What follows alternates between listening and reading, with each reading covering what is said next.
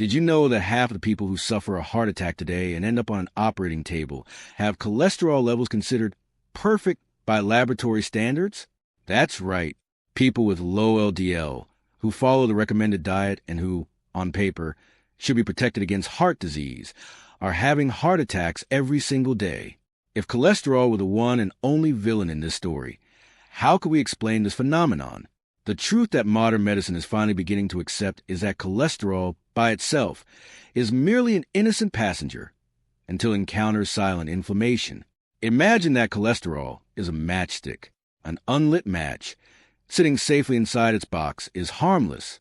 But if your body is soaked in gasoline, even the smallest spark can turn that passenger into a devastating fire inside your arteries. Today, I'm going to show you how to identify whether your body is burning on the inside and why treating cholesterol without extinguishing inflammation is like trying to block the sun with a sieve. You will discover the tests that truly save lives and that your doctor probably forgot to order during your last appointment.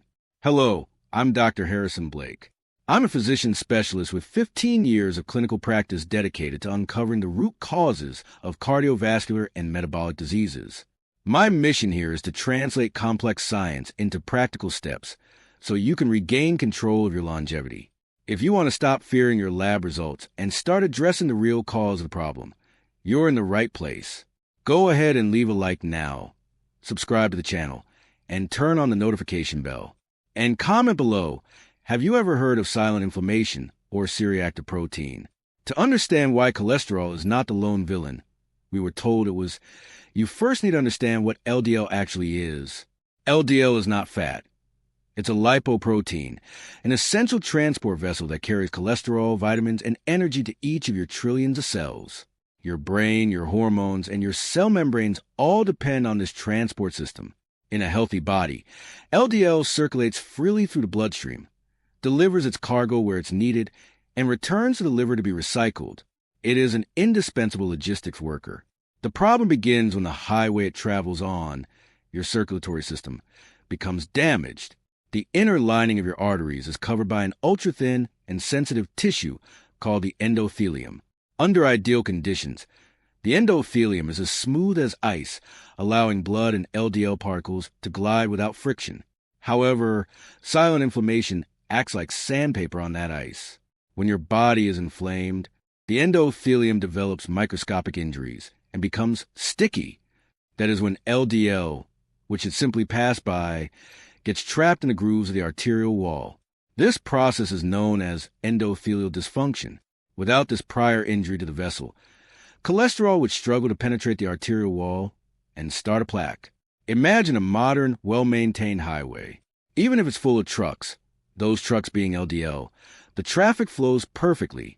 But if that highway is filled with potholes and cracks caused by water damage, representing inflammation, those trucks begin to break down and get stuck in holes. The blockage is not the truck's fault. It's the condition of the road. In your arteries, inflammation attracts immune cells called macrophages, which attempt to clean up the trapped LDL. The problem is that in an inflamed environment, these macrophages consume so much cholesterol that they transform into foam cells, which are the true foundation of atherosclerotic plaque. In 15 years of medical practice, what I have observed is that focusing solely on reducing the number of trucks, lowering LDL, without repairing the holes in the road, treating inflammation, is an incomplete strategy. That is why we see people with low cholesterol suffering cardiac events. Their road was so damaged that even a small amount of circulating cholesterol was enough to cause a disaster.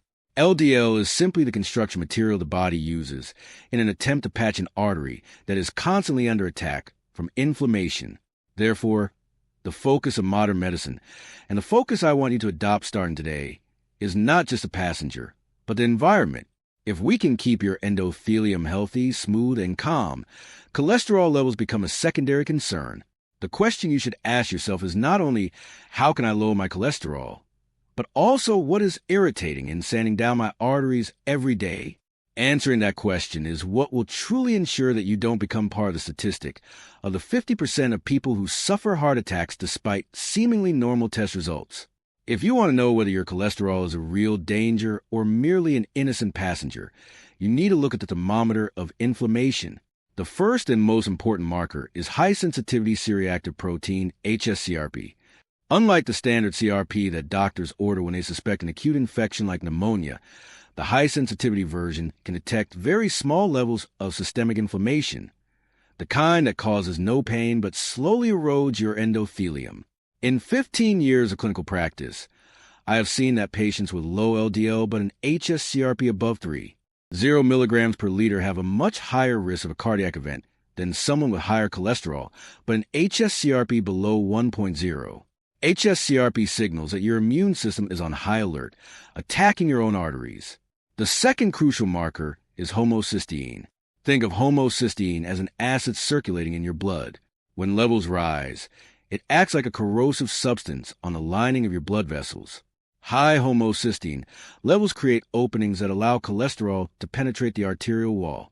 What almost no one explains is that elevated homocysteine is often a sign of deficiencies in B-complex vitamins, especially B12, B9, and B6, or a genetic issue in methylation pathways.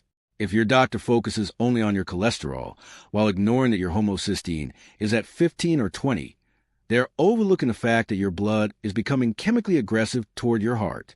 Another important indicator is ferritin. Although most people associate ferritin only with iron storage and anemia, it is also an acute phase protein. This means that when inflammation is present in the body, ferritin levels rise. Very high ferritin levels, without a genetic cause like hemochromatosis, indicate that your body is dealing with excessive oxidative stress. Excess free iron can react with oxygen and essentially rust LDL cholesterol, transforming it into oxidized LDL, the most atherogenic form. We also cannot forget fasting insulin. Many doctors order only glucose tests, but insulin levels rise years before glucose begins to fail. High insulin is one of the most inflammatory agents in the body. It promotes sodium retention, increases blood pressure, and stimulates cell growth within the arterial walls, making them thicker and more rigid. If your insulin is elevated, your body is in storage and inflammation mode, creating the perfect environment for plaque formation. Finally, we have the triglyceride-to-HDL ratio. If this ratio is higher than 2, it strongly suggests that you have small, dense LDL particles, which are far more likely to slip into cracks created by inflammation. Understand this. A blood test is just a snapshot of a moment in time, but these markers tell the story of the battle your body is fighting. When I evaluate a patient, I don't just want to know how much fat is in their blood. I want to know whether their blood is hot and acidic from inflammation. Without measuring hs-CRP, homocysteine, and insulin, any cardiovascular risk assessment is like trying to predict the weather by looking at a single cloud while ignoring atmospheric pressure and humidity. Silent inflammation does not appear out of nowhere. It is a result of constant assaults that your immune system is trying to fight. The number one source in the modern world is undoubtedly insulin resistance. When you consume excessive sugar, refined flours, and ultra-processed foods, your body must produce massive amounts of insulin. The problem is that high insulin acts as a chemical signal for growth and inflammation. It stimulates the production of pro-inflammatory cytokines that circulate in your blood, poking at your arteries 24 hours a day. Sugar doesn't just raise triglycerides. It acts as a direct corrosive agent on the endothelium.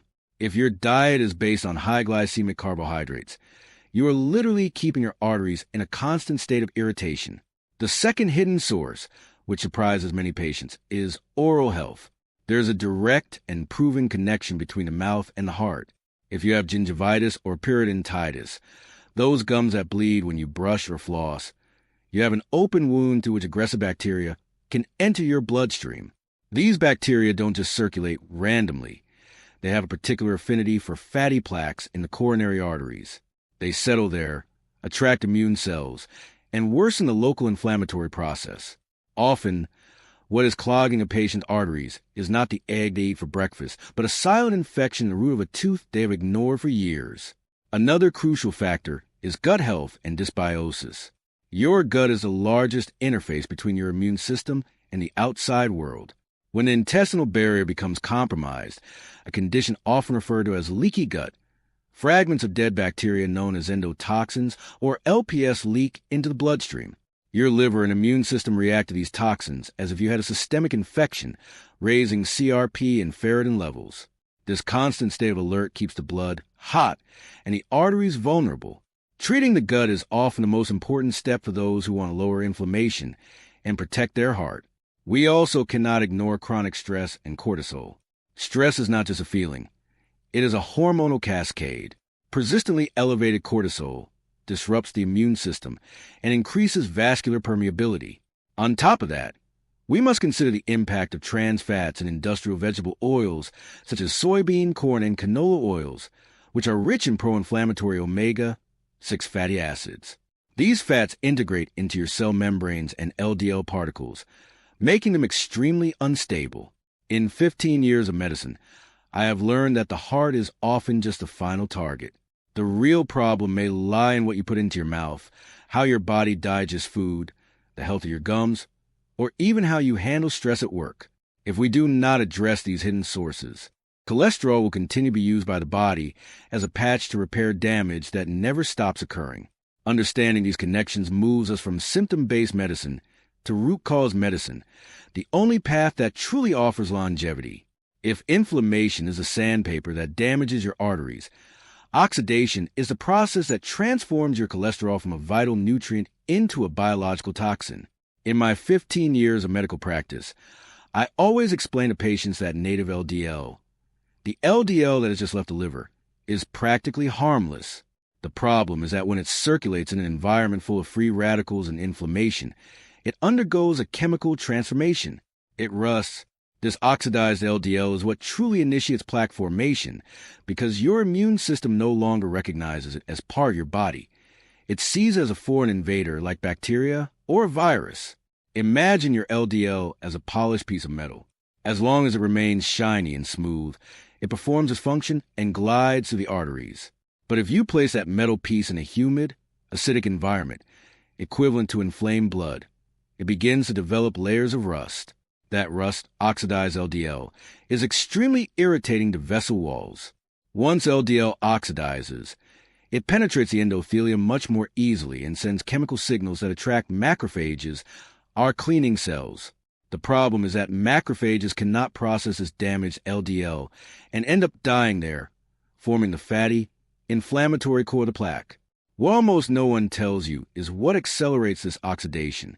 The number one cause is refined vegetable oils such as soybean, corn, and canola oils, along with trans fats.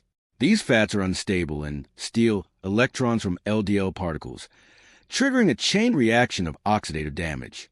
Add to that excess free iron and deficiencies in natural antioxidants, such as vitamins E and C and polyphenol. If you have an LDL of 180 but it is protected by a diet rich in antioxidants and free of inflammatory oils, your risk may actually be lower than someone with an LDL of 70 who smokes, lives under constant stress, and consumes processed fats. Another key factor is how long LDL remains in the bloodstream.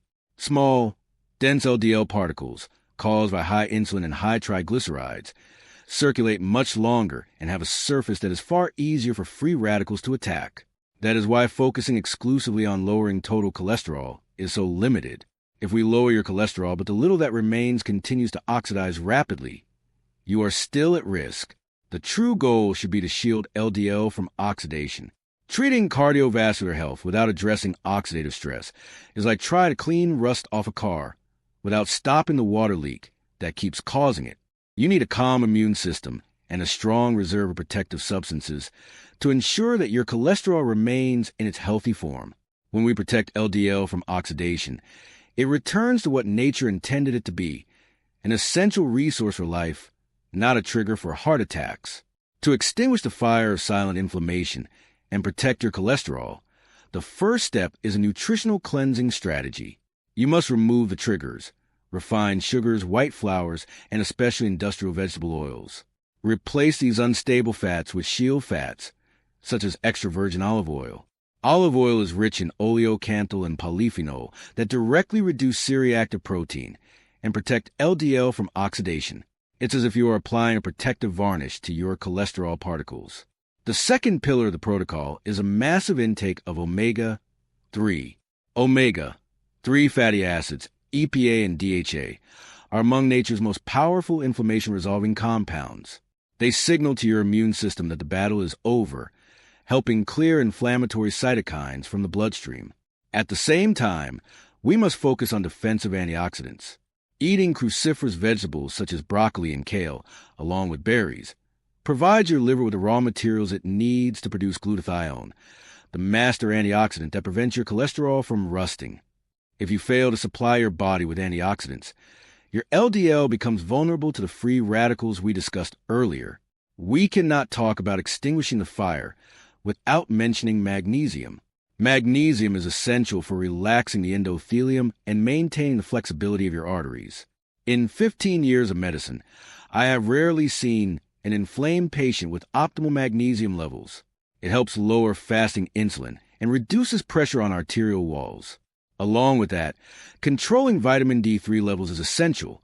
Low vitamin D is directly associated with elevated CRP and a more aggressive immune response against the body itself. But nutrition is only part of the equation. Your lifestyle sets the rhythm of inflammation. Restorative sleep is when your body performs arterial maintenance. During deep sleep, cortisol levels drop and your body enters tissue repair mode. If you sleep poorly, your body wakes up already in a stress state, with inflammation elevated from the early hours of the morning. Similarly, physical exercise, especially resistance training, improves insulin sensitivity, removing from the bloodstream the main fuel for inflammation, excess glucose. Finally, manage your mental stress. Chronic stress keeps the immune system on constant alert, which consumes your HDL, the cleaning crew, and damages the endothelium. Breathing practices, time in nature, or simply taking breaks during the day are not luxuries. They are medical interventions that calm the cardiovascular system. Putting out inflammation is not about taking a magic pill. It's about creating an environment where your body no longer needs to fight itself. When you combine a clean diet, strategic supplementation, and quality rest, your lipid profile stops being a threat and becomes just another component of a healthy, resilient system. We have reached the end of this journey, and the lesson I want you to carry with you for life is simple. Your heart does not fear cholesterol. It fears fire. In 15 years of medicine, I have seen that true protection does not come from a low number on a lab report, but from a body that lives in harmony, without inflammation. Starting today, stop looking at your LDL as the enemy and start looking at your CRP, your insulin, and your lifestyle as the real guardians of your longevity.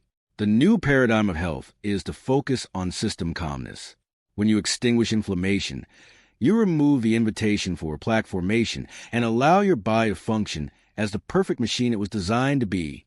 I'm Dr. Harrison Blake, and my mission is to ensure you have the right information so you don't become just another statistic.